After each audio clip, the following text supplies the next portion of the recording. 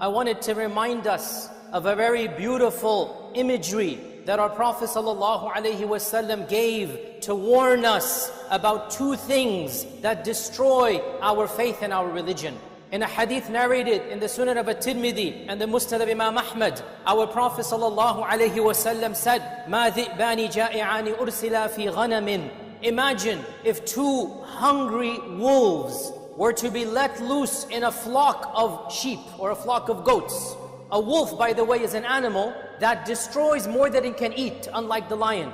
And the wolf will cause havoc wherever it goes. Every farmer knows this. That's why they have shepherd dogs to guard against the wolf. Our Prophet ﷺ said, imagine not one but two wolves were to be let loose on an unprotected flock. Nobody's there to protect. How much damage would that cause? How many sheep would be left alive after that massacre, after that attack? Then our Prophet ﷺ said, that image, imagine now a man's eagerness for wealth and a man's desire to be famous are more destructive to his deen than those two wolves to that flock of sheep.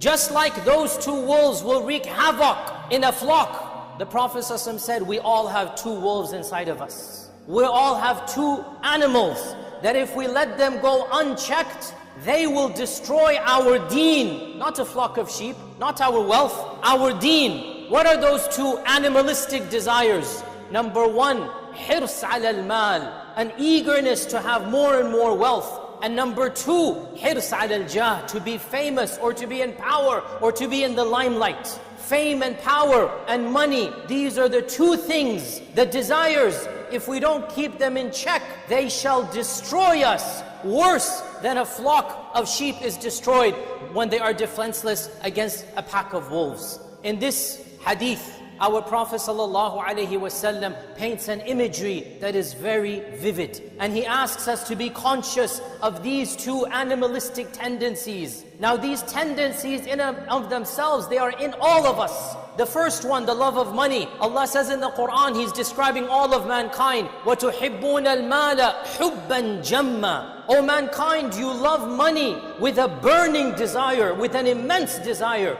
The hub of mal, the love of money is something that is ingrained in all of us. But when we allow that love to overpower, when we allow that love to go unchecked, it will lead to disaster. How so? Many things. Number one, Ibn Rajab comments that if the only crime of greed, if the only penalty of greed was that it made a person busy in this